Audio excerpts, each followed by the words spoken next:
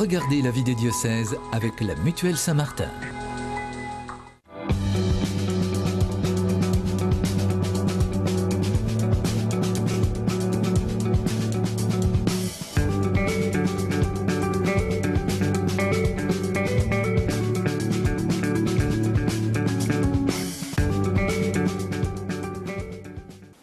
Bonjour à toutes et à tous et bienvenue dans la vie des diocèses. Comme chaque semaine, nous partons à la découverte d'un territoire, d'un diocèse et de son évêque. Et aujourd'hui, direction la capitale de la France pour découvrir le diocèse de Paris.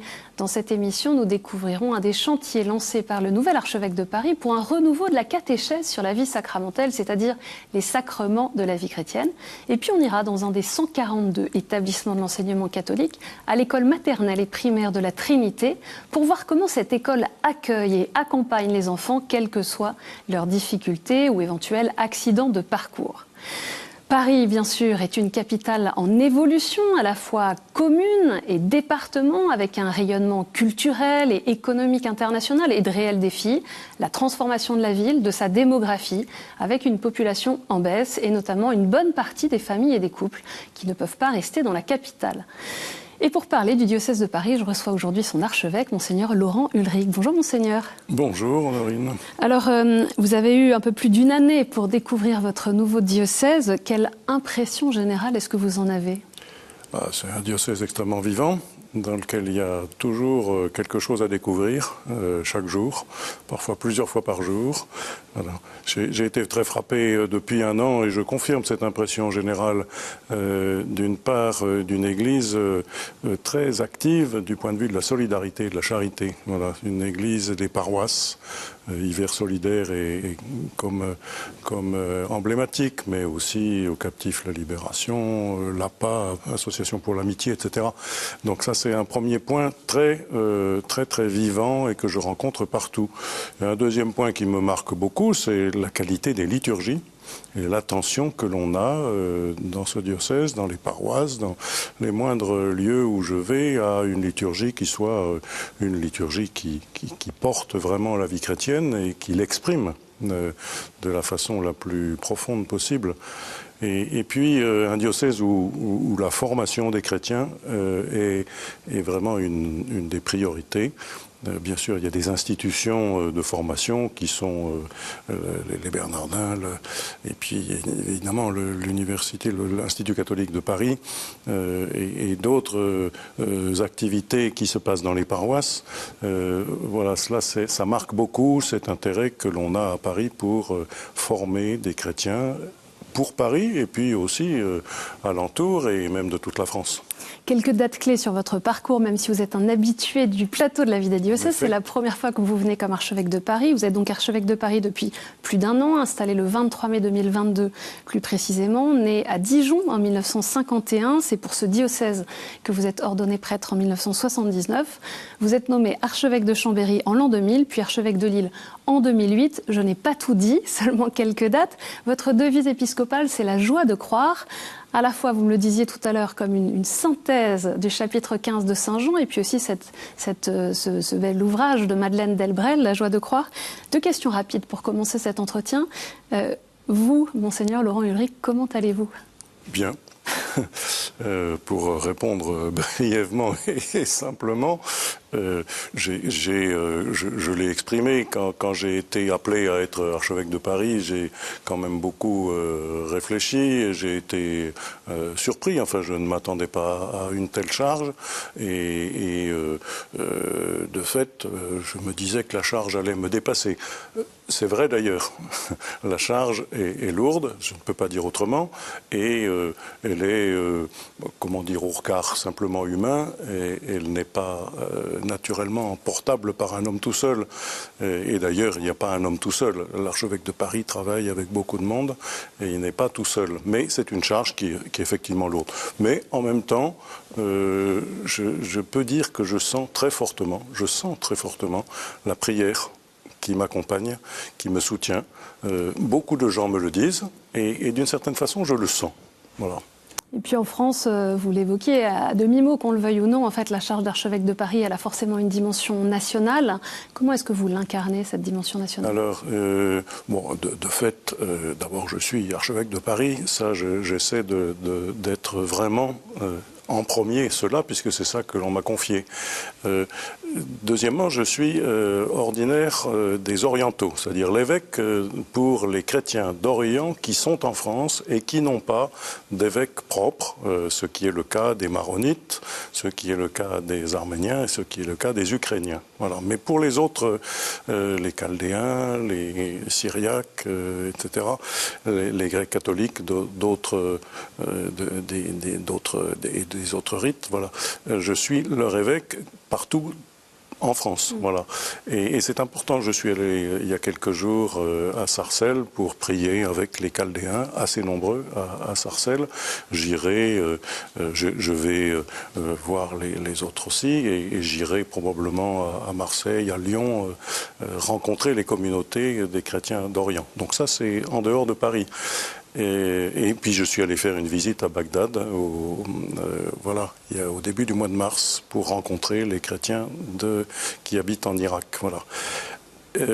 Par ailleurs... Puis sur le plan politique peut-être. Voilà, sur le plan politique, bien sûr. Les médias sont présents. Les médias sont des médias généralistes qui m'interrogent et qui ont une diffusion nationale la plupart du temps. Les responsables politiques aussi font appel, enfin je les rencontre régulièrement pour un certain nombre de sujets, et donc c'est vrai, je ne cherche pas spécialement, mais c'est vrai qu'il y a une part comme cela. Je fais partie aussi du conseil permanent de l'épiscopat. L'archevêque de Paris est membre de droit de ce conseil permanent, et donc ça donne forcément à ce que dit l'archevêque de Paris une audience plus grande que celle de son diocèse uniquement. Parmi les chantiers que vous avez voulu lancer, Monseigneur Ulrich, il y a celui d'une nouvelle catéchèse pour tous au sujet de ce qu'on appelle la pastorale sacramentelle, c'est-à-dire les sacrements qui font partie de la vie chrétienne.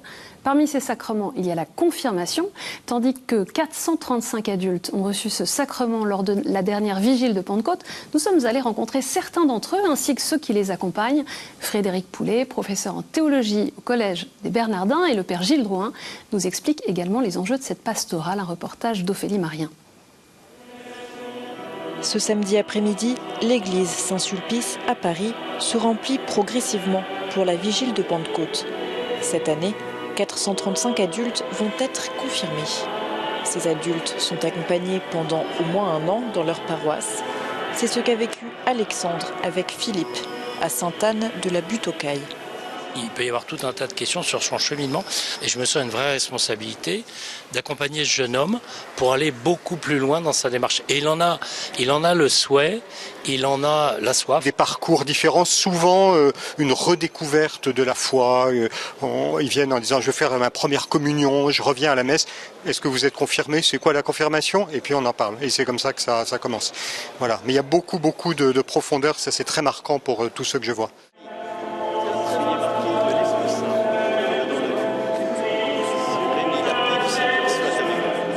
J'en ai la certitude, c'est que ça va changer déjà ma vision des choses, ma vision du monde, et même quelque part aussi mon rôle, même si bon, c'est un petit peu galvaudé de dire ça, mais ça va changer mon rôle dans ce monde, dans le sens où je deviens vraiment quelque part un chrétien adulte, si on veut. À l'adolescence, on me l'a proposé en classe de 3e, mais je me sentais pas assez mature pour avoir cet engagement-là, pour demander un sacrement de confirmation, j'étais pas assez raisonnée.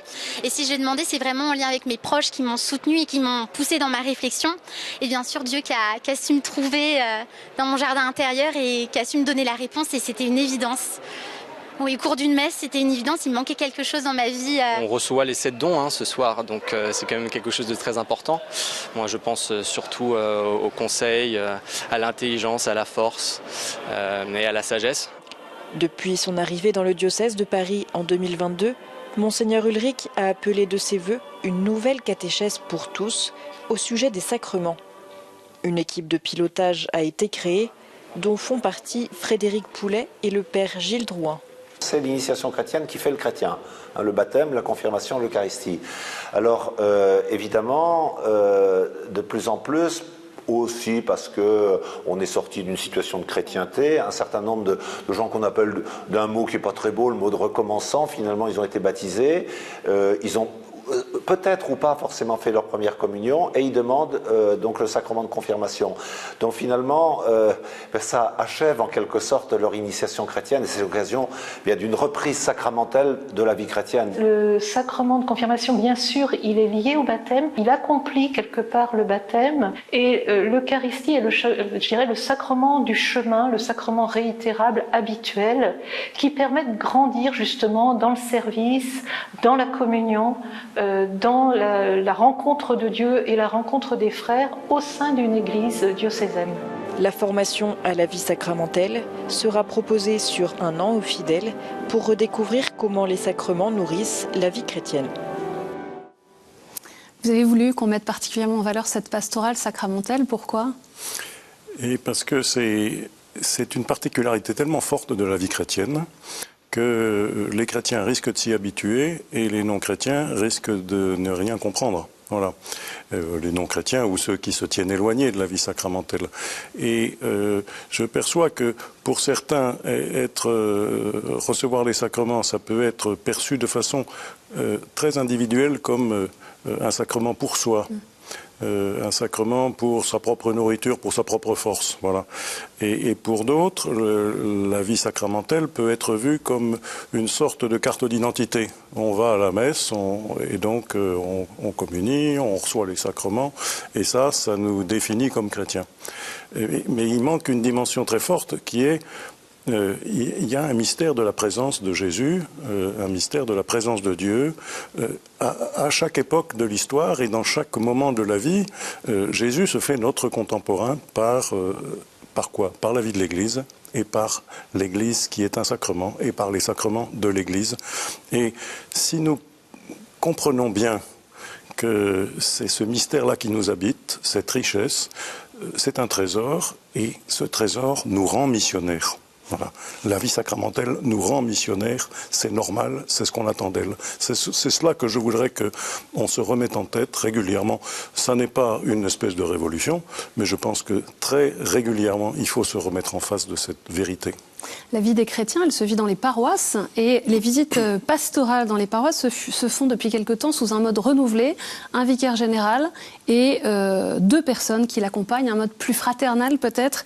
Qu'est-ce que vous observez comme fruit de ces visites ? Alors le premier fruit que j'observe, c'est la joie de ceux qui reviennent de ces visites, c'est-à-dire le vicaire général, les vicaires généraux donc qui font ces visites avec 2 personnes laïques la plupart du temps, un homme et une femme la plupart du temps, reviennent tout joyeux et ça me fait penser à l'Évangile. Ce que j'allais dire, voilà. Ça résonne avec une page de l'Évangile. Ben, ça résonne avec une page de l'Évangile et les disciples revinrent tout joyeux raconter à Jésus ce qu'ils avaient vécu dans les villes et villages où Jésus les avait envoyés en mission. Voilà.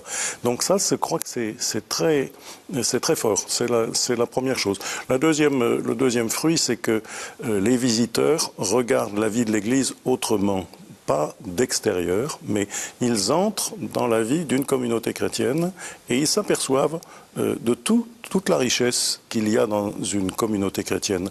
Et ça, peu de gens s'en aperçoivent habituellement. Et donc, rendre témoin de cela, non seulement un prêtre, vicaire général, mais des personnes laïques, parce que comme il y a beaucoup de visites pastorales, ça fait beaucoup de personnes laïques qui viennent finalement, ça fait des dizaines de personnes qui se sentent concernées et qui découvrent la vie de l'Église autrement.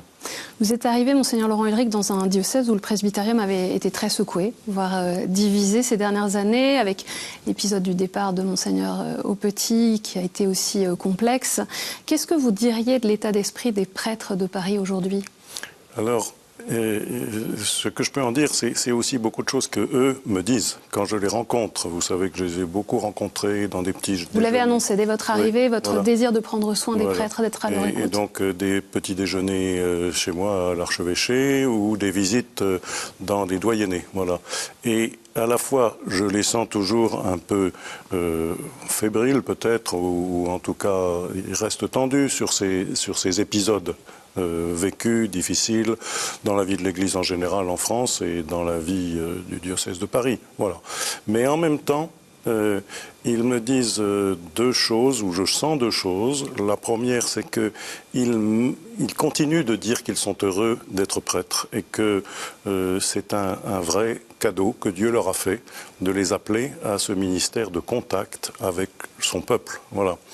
Et deuxièmement, je sens qu'ils sont désorientés par, désorientés, il ne faut pas prendre le mot trop fort, mais un peu bousculés par les modifications énormes de la culture aujourd'hui.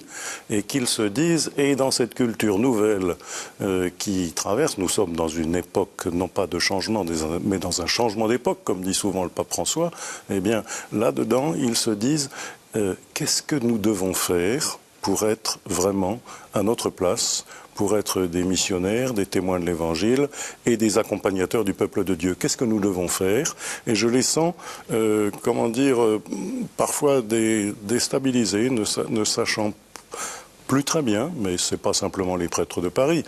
Je pense que c'est une constante aujourd'hui. Que faut-il que nous fassions qui n'est pas tout à fait la même chose que ce qui se faisait il y a même encore 20 ans et à plus forte raison nos aînés, ceux qui ont été ordonnés prêtres il y a 50 ou 60 ans, ils sont partis d'une certaine façon, très claire et souvent marquée par le Concile Vatican II.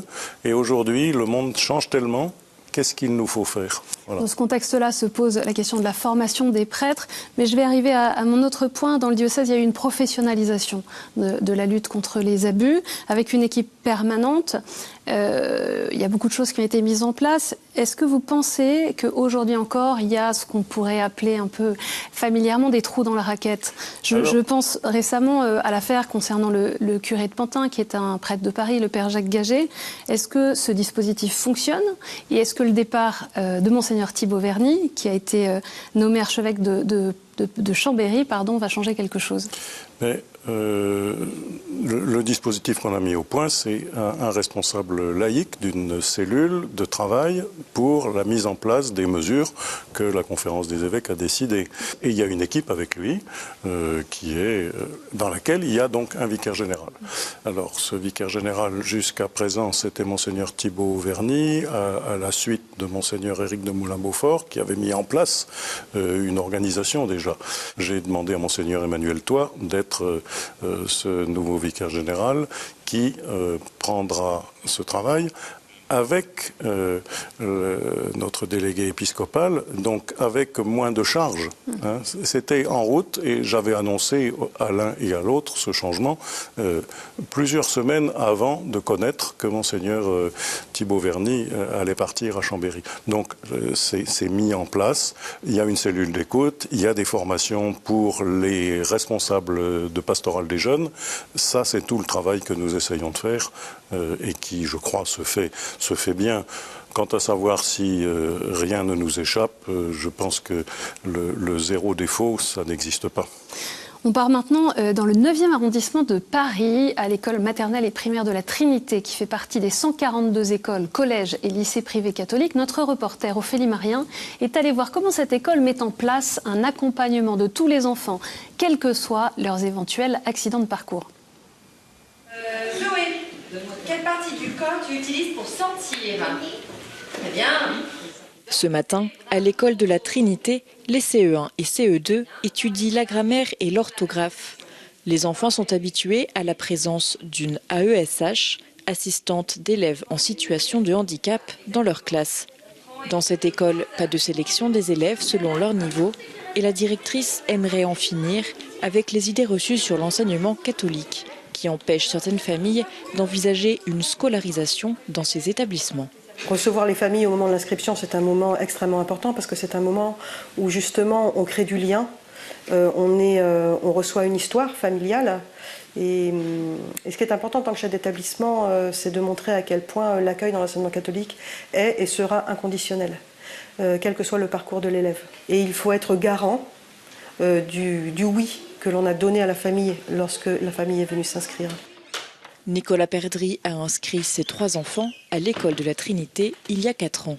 Pour chacun des enfants, on a réussi à y trouver à chaque fois ce qu'il leur fallait parfaitement. On a notamment un fils qui est multi-10, donc qui a quelques difficultés d'apprentissage et des troubles de concentration aussi.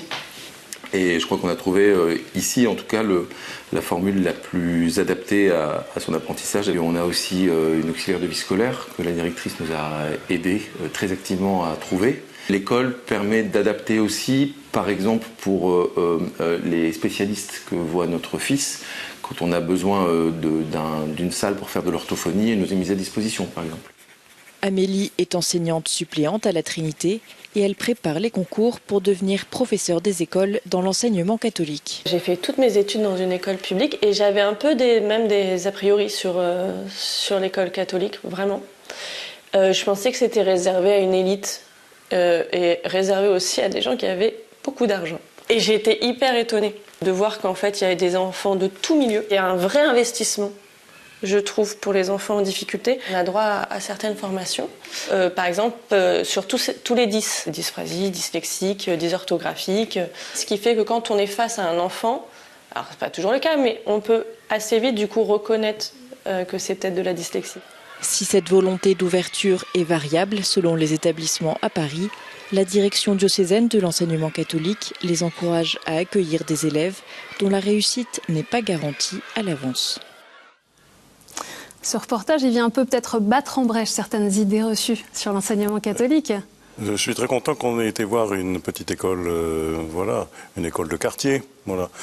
Il s'agit de ne pas oublier que l'enseignement catholique, c'est pas seulement l'image qu'on s'en fait des grands lycées parisiens. Voilà. Et 23% des élèves scolarisés à Paris le sont dans l'enseignement catholique. Eh bien sûr, voilà.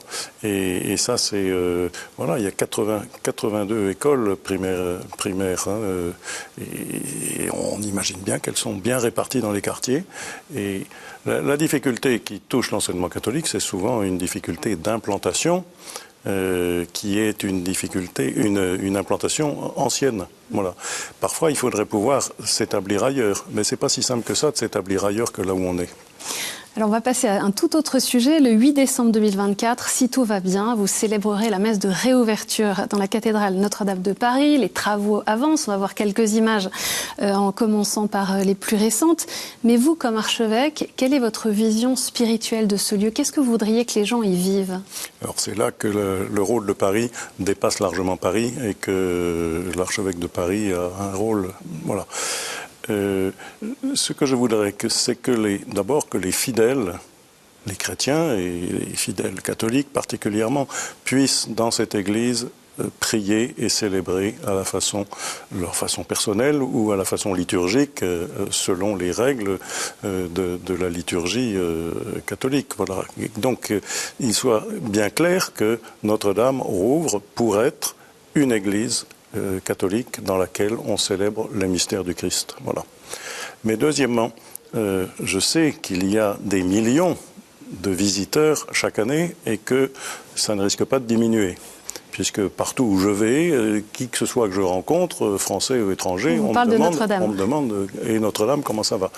Donc je sais très bien qu'on attend beaucoup. Et je souhaite que Notre-Dame soit justement ce lieu de rencontre catholique, universel, ce lieu de rencontre où ceux qui viennent en touristes soient bien accueillis, ceux qui viennent en visiteurs de quelque chose de pas simplement pour voir un spectacle, mais puissent y découvrir la richesse d'une tradition religieuse, et que ceux qui se laisseront éventuellement intéresser et interpellés par la foi qui est dans cette église, puissent le faire. Et donc on va présenter à l'intérieur de cette cathédrale ce qu'il faut pour que le mystère de la foi chrétienne, le mystère du Christ présent dans le monde d'aujourd'hui, puisse être rendu vivant et accessible à tous les visiteurs. Ils ne vont pas tous devenir catholiques, mais on peut imaginer quand même qu'un dialogue pourra naître avec eux. Puis on suivra bien sûr tous les choix concernant les aménagements de la cathédrale. Je vous propose une dernière séquence, les questions de terrain.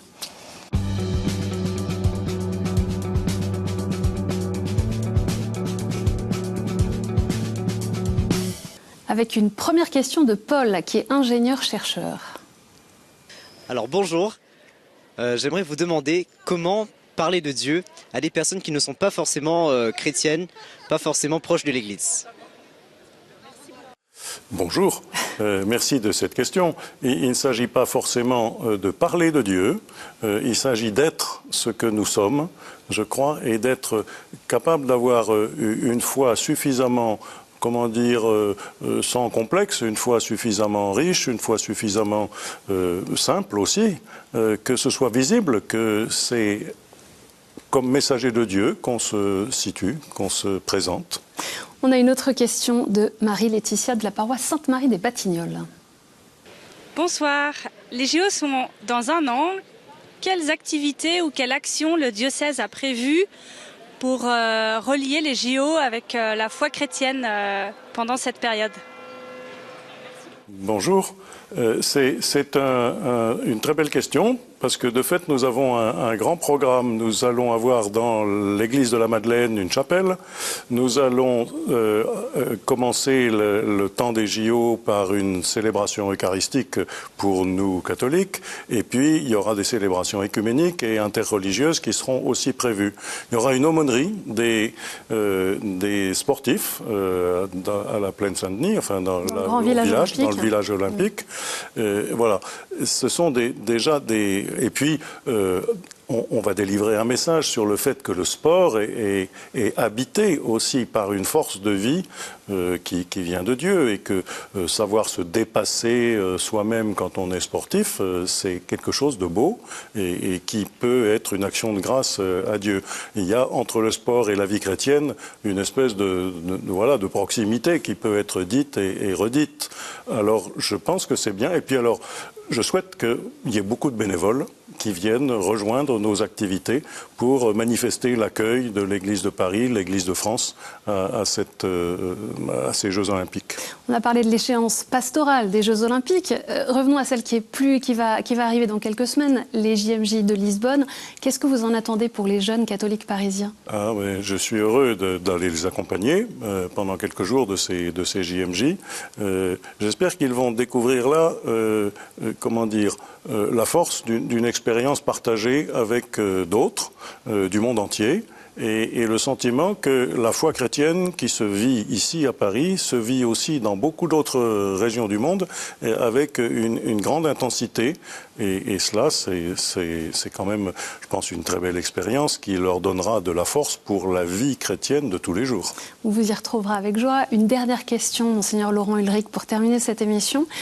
Pour tous les téléspectateurs qui nous regardent, s'ils veulent prier pour vous, pour votre mission, que faut-il demander au Seigneur pour Laurent Ulrich? Alors, c'est une belle question aussi, je vous remercie. On peut prier pour que l'archevêque de Paris, premièrement, sache que c'est dans le silence et non pas dans l'agitation qu'il rend grâce à Dieu et qu'il est le meilleur témoin de la vie du Seigneur et de la vie du Seigneur en lui. Donc priez pour que je puisse garder cette relation la plus forte possible avec le Seigneur. Et puis on peut certainement aussi demander pour moi que je me souvienne bien que c'est lui qui agit plus que moi.